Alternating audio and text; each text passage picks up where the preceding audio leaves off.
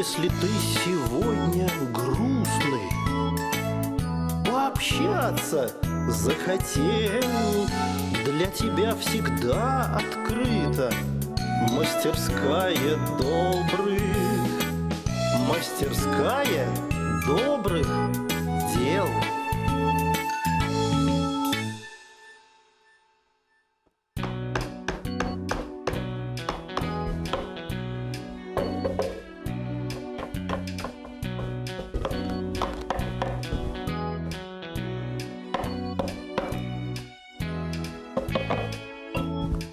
Анька, не мешай, не видишь, я занят. А чем это ты занят? Я кормушку делаю. И эта кормушка не похожа. Вы просто, девчонки, ничего не понимаете в кормушках.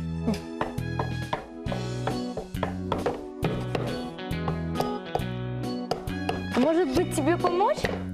Не нужна мне ничья помощь. Я сам. Ну, ладно. Всем привет! Здрасте, Марья Ивановна.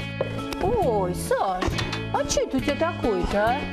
Эх ты, древнее орудие труда. Нет, Марья Ивановна, это кормушка. Кормушка. Что-то не похоже. Это им в школе задали. Так ты к Афанасию Филипповичу обратился. Саша, он мастер на все руки. Тогда у тебя была бы самая лучшая кормушка в мире. Не нужна мне ничья помощь, я сам. Ну и зря. А мы вот пойдем и заглянем к Афанасию Филипповичу. Точно. У меня, между прочим, вкусные конфеты. Да? Ну, если захочешь, приходи. Ну идите.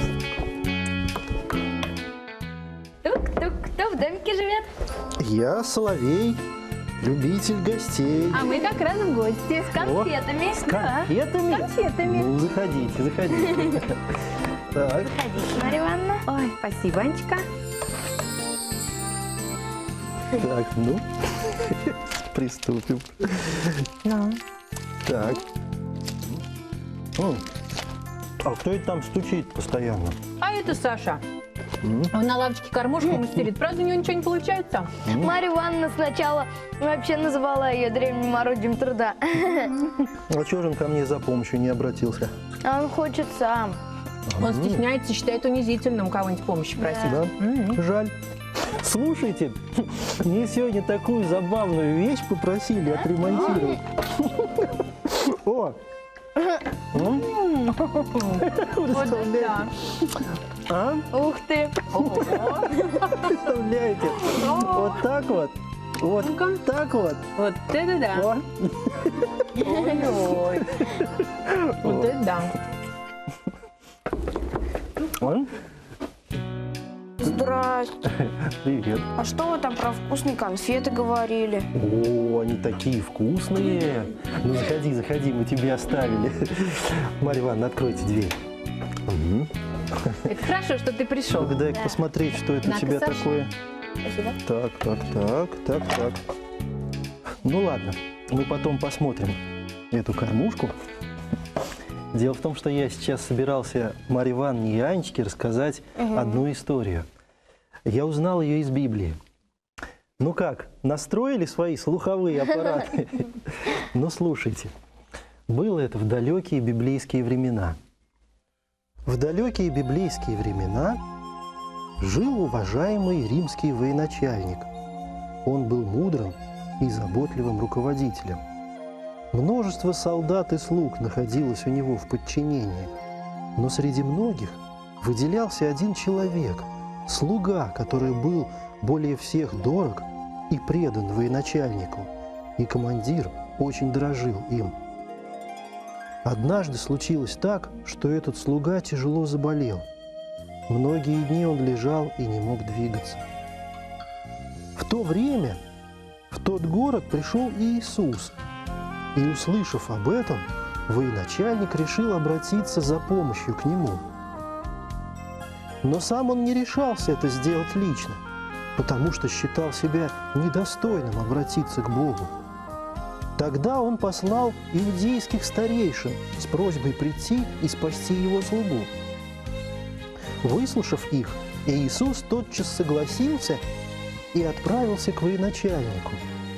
Но тот послал к нему друзей сказать: «Не утруждай себя, Господи, недостоин я, чтобы ты вошел под кров мой. потому я и сам не счел себя достойным прийти к тебе. Но стоит только тебе приказать, и мой слуга будет исцелен, ведь ты властен над всем». И Иисус, услышав эти слова, поразился и сказал: «Говорю вам, что не встречал я такой веры даже в Израиле». Вернувшись, друзья увидели исцеленного слугу и счастливого командира.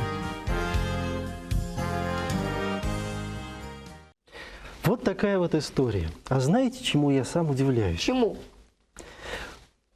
Тому, что многие из Богом избранного народа отвергли Иисуса Христа, не поверили Ему.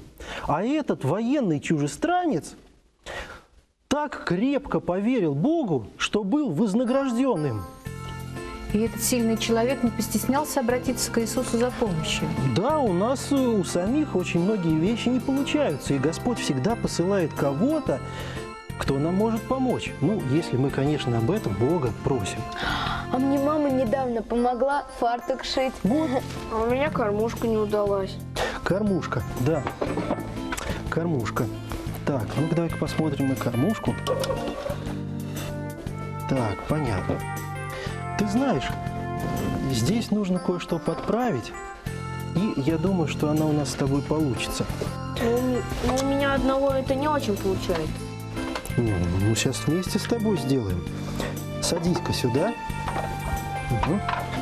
Я тебе буду подсказывать, как, Эти-ка вы сюда вот садитесь. а ты будешь сам делать. Бери-ка молоток.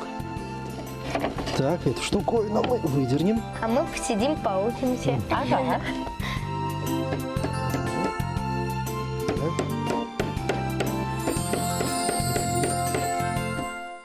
Вот так вот. Ну вот.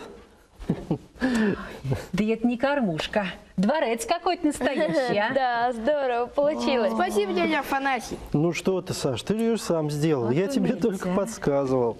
Вот и все. Ну, я думаю, что нам пора прощаться. Да. А как быстро время-то прошло, а? До свидания, ребята. Пишите нам. Всего вам доброго. Пока.